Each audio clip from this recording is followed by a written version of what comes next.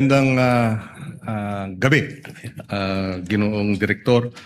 Kanina tinatanong sa inyo yung usapin ng trust rating. Na mas mataas yung trust rating ng Vice President kaysa sa Presidente. Bilang abogado, tinanong sa iyo ito kanina, may kinalaman ba ang approval sa trust? Kung mas mataas ang trust rating, ibig sabihin wala ng betrayal of the public trust. Well, wala po. Sapagkat sabi ko nga, sa akin pong pananaw, sa akin din pong kaunting eksperyensya bilang isang political advisor din po, yung ating pong mga survey is only a snapshot na mga pwedeng nangyayari. Alam naman po natin, ang tinatanong dyan, ilan lang o magpipili ng lugar kung saan po gagawin yung survey. Hindi po natin pwede itong maging basihan sa pag-imbestiga sapagkat pagkaganyan po yung ating ginawa, magkakaroon po tayo ng problema sapagkat ang mangyayari sa atin dyan, yung tinitingnan pala natin ay yung numero. At without accusing anyone, alam naman natin there are surveys that can be manipulated po. No, but having said that, kaya ako lang tinanong yun kasi baka yung mga nakikinig nating mga kababayan ay malito dahil hindi ba tamang sabihin na iba yung trust rating, iba yung betrayal of the public trust.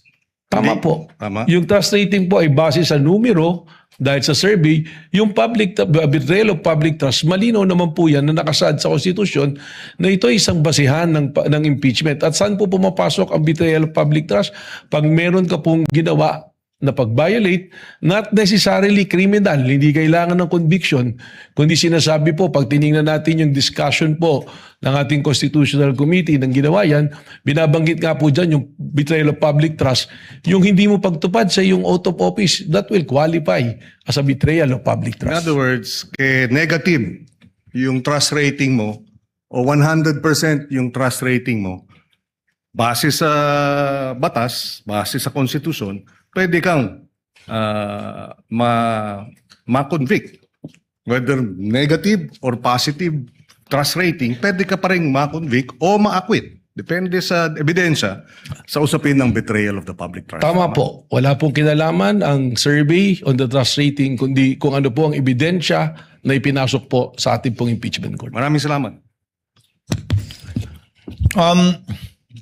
Senator Judge Pia Cayetano is recognized for her interjections and interventions. You may proceed, ma'am, when you are ready, and you have 2 minutes.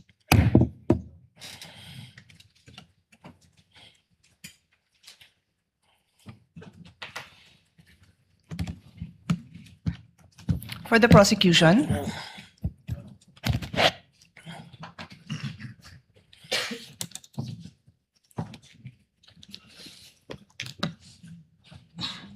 Do you consider Las Canas an important